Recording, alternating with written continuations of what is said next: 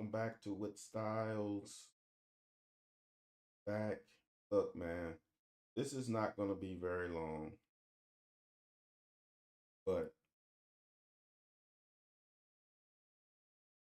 I do not understand why I have to continually wait. I don't care what generation you were in, you are going to always say that guys in your generation, that me talking about this, it just now, it hit me a little bit. Maybe this is why I'm like,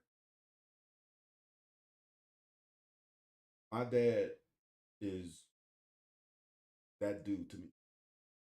And one thing he has never done, thinking about it now, was ever say anything bad about my generation.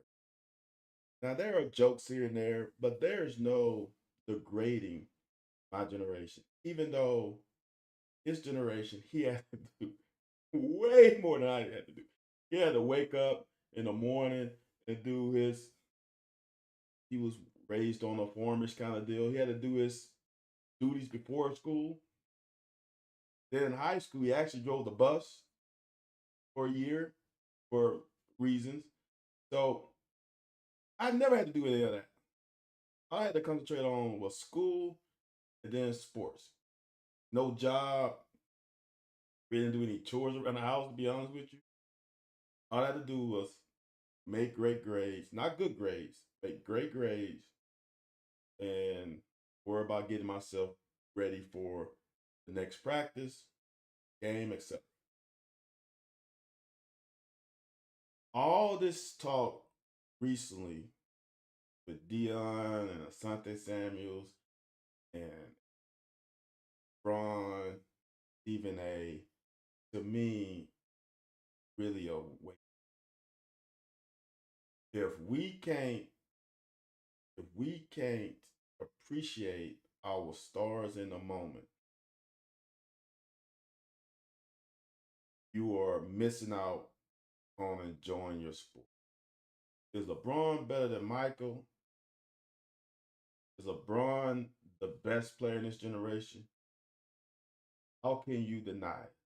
Kobe, best player in his generation. Is Jordan the best player in his generation? Was Shaq? Was uh, Wilt? Was Elgin Baylor? But like all these players, generation.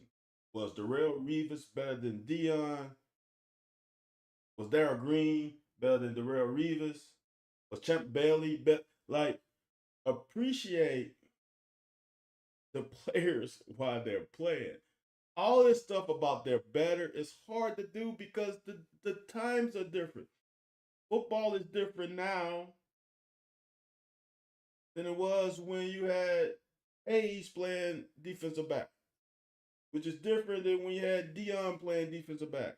Like the game changes, so therefore, how can you compare generations? It's impossible. It's like you telling me that not John Evans, let's skip that Dan Marino could not be a great quarterback now. His numbers are not going to stack up because they didn't pass the ball like they pass the ball now. Like you tell me Terry Bradshaw couldn't be a great quarterback now, but he's not going to be a lot in a lot of people's conversations because his numbers are not going to be great comparative to the current players. Leave the leave the greatness comparison maybe in the years that they were playing and stop trying to extrapolate forward and stop trying to extrapolate back. People saying LeBron is soft and he couldn't play in the 80s. Well, damn, if he was raised in the 70s and played in the 80s, I don't think you would see the same LeBron that's playing now in the 80s. How tall is LeBron? 6'8, 6'9, probably 280. I don't know what his ways is listed at. 280, 290. You telling me that if he was born in the late 70s or early 80s, a guy with that size, that he wouldn't be a different player?